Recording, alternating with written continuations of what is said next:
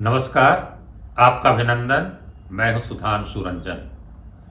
आज हम चर्चा करेंगे महात्मा गांधी के बारे में। आपको पता है कि 30 जनवरी 1948 को उनकी हत्या कर दी गई थी। हत्या का कारण भी आपको पता है कि जिन्होंने हत्या की उनका ये आरोप था कि महात्मा गांधी सीधे सीधे हिंदू हितों के खिलाफ काम कर रहे थे और उन्होंने माना कि वो देश और हिंदू हित के लिए जो है दुश्मन है और उनका रहना जो है सही नहीं है।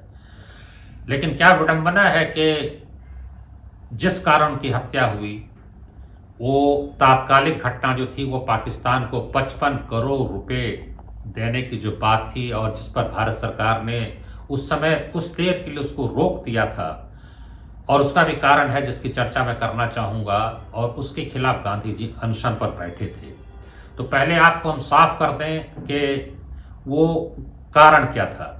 जब देश का विभाजन हुआ तो स्वाभाविक रूप से हर चीज़ का विभाजन होता है। जो सरकारी कर्मचारी हैं, अधिकारी हैं, सेना है और संपत्ति है, सबका विभाजन होता है। तो उस विभाजन के तहत पाकिस्तान को कुछ रुपए दिए जाने थे, जिसमें कुछ रुपए दिए गए थे, लेकिन 55 करोड़ रुपया वो नहीं दिया गया था। बाकी था जो भारत सरकार को देना था। लेकिन इस बीच 16 अक्टूबर 1947 को पाकिस्तान ने कश्मीर पर हमला कर दिया। यहाँ ये बताना भी ज़रूरी है कि जब देश आज़ाद हुआ तो उस समय जो लगभग 565 प्रिंसली स्टेट्स थे उनके बारे में यही कहा था ब्रिटिश सरकार ने कि भाई हम तो उसी को आज़ाद कर सकते हैं जिस पे हम शासन कर रहे हैं, लेकिन ये प्रिंसली स्टेट तो आज़ाद थे, उन पर तो हमारा शासन नहीं था, तो खुद तय करेंगे। तो उनको जो है भारत में मिलाया गया या कुछ जो पाकिस्तान में गए, लेकिन कश्मीर जो था वो न तो भारत से मिला न पाकिस्तान से मिला, उस रह गया। और उसने पाकिस्तान के साथ एक समझौता किया था जिसको हम स्टैंड स्टिल एग्रीमेंट कहते हैं, यानी यथास्थिति बने रहेगी, जो जैसे वैसे रहेगा। इस पर भारत ने दस्तखत नहीं किया था लेकिन पाकिस्तान ने किया था। लेकिन उस समझौते का उल्लंघन करते हुए हमला किया गया।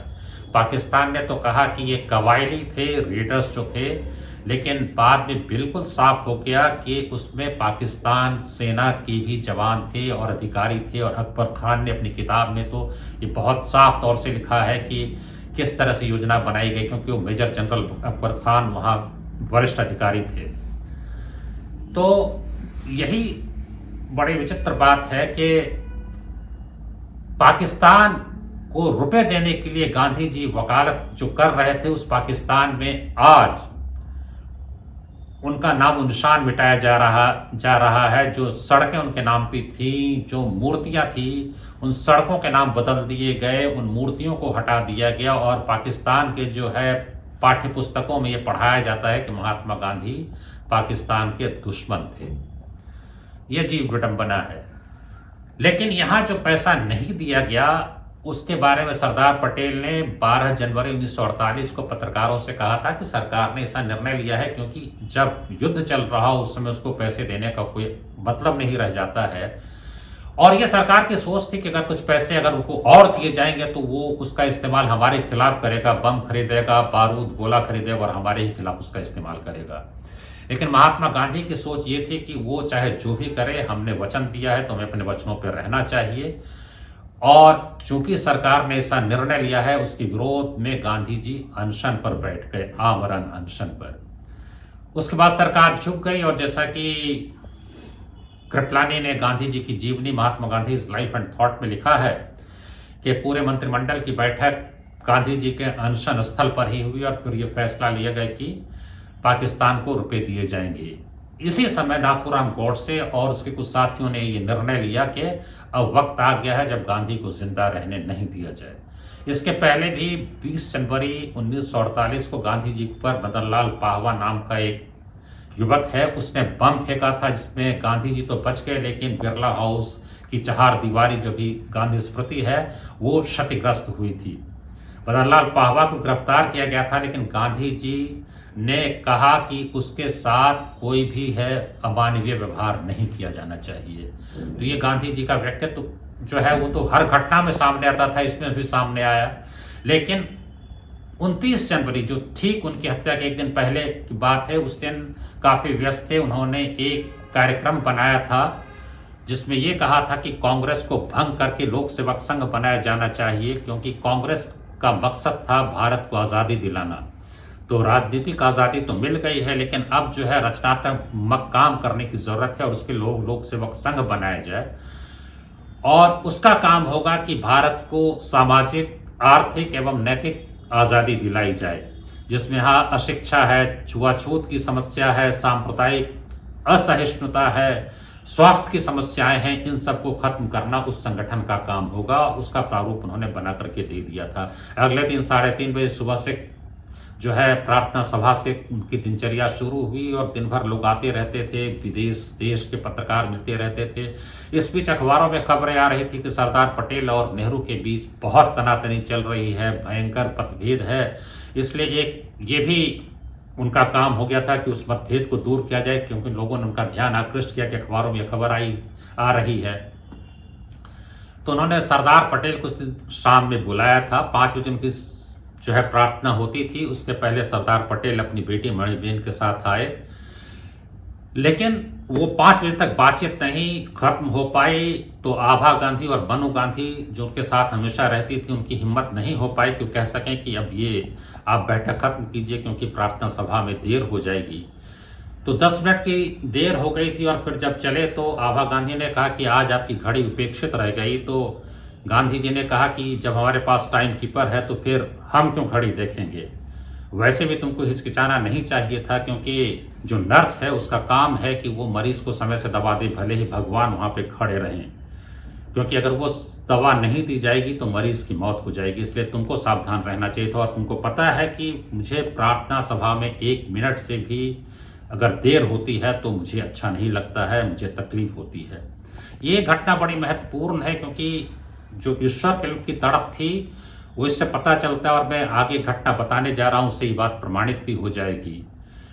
तो खैर वो आगे बढ़े। उसी समय भीड़ को चीरता हुआ एक आदमी आगे आता है, झुकता है, लगता है जैसे कि वो शायद पैर छूने के लिए झुक रहा है, लेकिन उसने मनू गांधी को झटके से गिराया और फिर उसने पिस्टल निकाली और 3 गोलियां दाग दी गांधी जी के पेट में और 2 उनके सीने में। और गांधी जी गिरे, आभा गांधी ने उनको पकड़ लिया और इस तरह से वो उन्होंने जो है शरीर छोड़ दिया।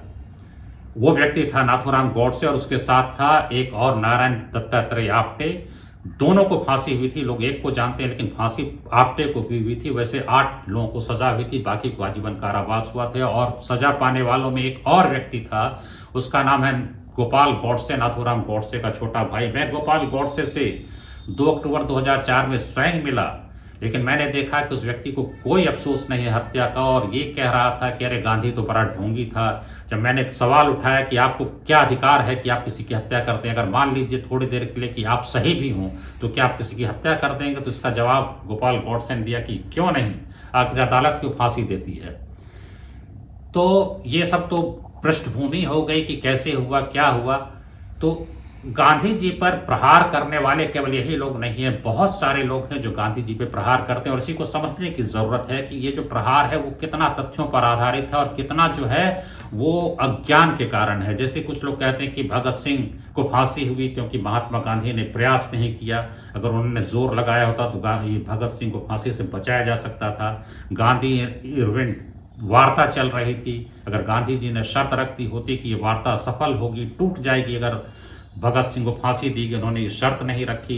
इसी तरह से सुभाष चंद्र बोस के समर्थक आरोप लगाते हैं कि लोकतांत्रिक तरीके से निर्वाचित होने के बावजूद उनको गांधी ने काम करने नहीं दिया। ऐसी स्थितियां पैदा कर दी कि सुभाष चंद्र बोस को मजबूर होकर के इस्तीफा देना पड़ा। वो लोग नहीं जानते हैं कि उसी कांग्रेस सत्र में जिसमें सुभाष चंद्र बोस का निर्वाचन हुआ था, एक और पंथ प्रस्ताव आया था जिसमें ये साफ कर दिया गया था कि कांग्रेस कार्य समिति का गठन जो है वो महात्मा गांधी की इच्छा के बिना नहीं होगा।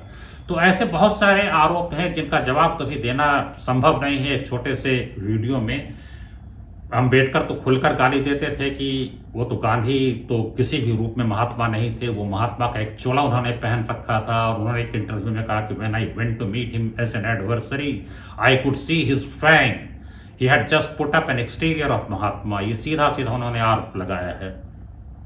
तो मैं 2-3 घटना का जिक्र करूंगा जिससे आपको पता चलेगा कि गांधी जी क्या थे। एक घटना है जो बाबू राजेंद्र प्रसाद ने अपनी आत्मकथा में लिखा है, 1917 की घटना है कि वो अहमदाबाद गए और उस समय महात्मा गांधी, अम्बा लाल सारा भाई एक बड़े सेठ थे, उनके यहाँ ठहरे थे, बड़ा विशाल भवन था। गांधी जी को बहुत तेज बुखार आया हुआ था, लेकिन गांधी जी कहने लगे कि नहीं, मुझे साबरमती आश्रम ले चलो। वो आश्रम पूरा बना नहीं था, इसलिए उनको उस भवन में ठहरना पड़ा था, लेकिन गांधी जी ने ऐसी जिद पकड़ ली कि मुझे अभी ही जाना है, और अंत में वो आश्रम चले आए। कल होकर के उन्होंने जो है छगनलाल गांधी को बुलाया, और वहाँ पर राजेंद्र प्रसाद भी बैठे हुए थे, और कहने लगे कि तुम लोगों को लगता होगा कि मैंने इतनी जिद क्यों कर दी, लेकिन बार बार मेरी आत्मा मुझे धिक्कार रही थी कि गांधी तू क्या कर रहा है इस बड़े भवन में, तुम्हारा क्या काम है? जब और लोग झोपड़े में रहते हैं तो तुम क्यों बड़े भवन में रहोगे? और यह कहकर गांधी जी फूट फूट कर रोने लगे। बाबू राजेंद्र प्रसाद ने लिखा है कि इस घटना के 2 ही गवाह थे, और मुझे लगा कि हम कितने बड़े महात्मा के साथ हैं। मैं अपने भाग्य को जो है सो धन्य मान रहा था। एक और घटना है जो प्यारेलाल ने अपनी डायरी में लिखा है कि एक दिन वो सोए थे, अचानक प्यारेलाल की नींद खुली, मध्य रात्रि थी, तो उन्होंने देखा कि गांधी जी जो हैं वो उठकर बैठे हुए हैं, उनका पूरा शरीर पसीने से तरबतर है। प्यारेलाल घबरा गए। उन्होंने सोचा कि शायद गांधी जी को हार्ट अटैक आया है। उन्होंने कहा, बापू क्या हुआ, आप इतने परेशान क्यों हैं? तो गांधी जी ने कहा कि ऐसा है कि मैं आज प्रार्थना करना भूल गया। उन्होंने कहा कि ऐसी कौन सी बात है, अगर आप प्रार्थना करना भूल गए तो क्या वो कल कर लीजिएगा। तो गांधी जी ने कहा कि मैं कैसे भूल गया, मैंने खाना खा लिया और काम मैंने कर लिया, मैं और कुछ नहीं भूला, फिर मैं प्रार्थना करना कैसे भूल गया? तो एक व्यक्ति प्रार्थना करना भूल गया, इस कारण इतना परेशान है। 1946 में जब दंगे पूरे देश में होने लगे, और कलकत्ता में तो बड़ा भारी दंगा हुआ था, इसको ग्रेट कैलकाटा किलिंग्स कहते हैं, जब डायरेक्ट एक्शन डे की जो है का आह्वान किया था जिन्ना ने, तो गांधी जी कलकत्ता गए और हजारों लोग मारे गए थे। तो उन्होंने वहाँ मुख्यमंत्री सोहरावर्दी को कहा कि चलिए आज हम और आप रिलीफ कैंप में सोएंगे। गांधी जी चले गए रिलीफ कैंप में, टेंट में जो है वो चले गए सोने, और सोहरावर्दी भी गए। सोहरावर्दी रात में भाग के, उनको डर लगा, लेकिन गांधी जी आराम से निश्चिंत होकर रात पर उसी टेंट में सोए। फिर जब नोआखाली गए, जहाँ के उन्माद का माहौल था, अकेले वो मनु गांधी जो उनकी पोती थी उसके साथ वो घूमते रहे, अकेले, कोई सुरक्षा नहीं, कुछ नहीं, और घूमते रहे। उसी के बारे में निर्मल कुमार बोस ने भी लिखा है कि वहाँ ये प्रमाणित हो गया कि वो संत हैं। और जिस तरह से दंगे में वो पूरे देश में घूम रहे थे, माउंटबेटन ने भी कहा था कि 1 मैन आर्मी, उनको ये कहा कि अकेला, मतलब पूरी सेना जो है वो एक व्यक्ति की सेना है जो इस उन्माद के खिलाफ पूरे देश में लड़ रहा है। तो उनका सिर्फ यही था कि वो देश के लिए जी रहे थे, और जो लोग कहते हैं कि वो ढोंगी थे, पाखंडी थे, बहुत सारी बातें कहते थे, इन घटना से उनकी जो है राय बदलनी चाहिए। अगर वो अध्ययन करेंगे ठीक से तो उनको पता चलेगा कि आज तक पूरे विश्व के इतिहास में ऐसा नहीं हुआ कि क्रांति का नेता जो है सत्ता नहीं ले। जॉर्ज वॉशिंगटन से लेकर के नेल्सन मंडेला तक गांधी एकमात्र अपवाद हैं जिन्होंने सत्ता से दूर रहने का निर्णय लिया। न तो सत्ता ली, न बच्चों परिवार के लिए कुछ किया, और नहीं पैसे बनाए। और वहीं मोहम्मद अली जिन्ना गवर्नर जनरल बने पाकिस्तान के, और सैकड़ों एकड़ ज़मीन उन्होंने कराची में सी बीच पर अपने नाम, अपने दस्तखत से जो है उन्होंने खुद को दे दी। तो ये संक्षेप में महात्मा गांधी के बारे में मुझे कुछ विचार और कुछ घटनाएं थी जो मैं आपसे साझा करना चाहता था। अगर आपको ये पसंद आया हो तो इस वीडियो को आप पसंद करिए, सब्सक्राइब करिए और साझा करिए। बहुत धन्यवाद।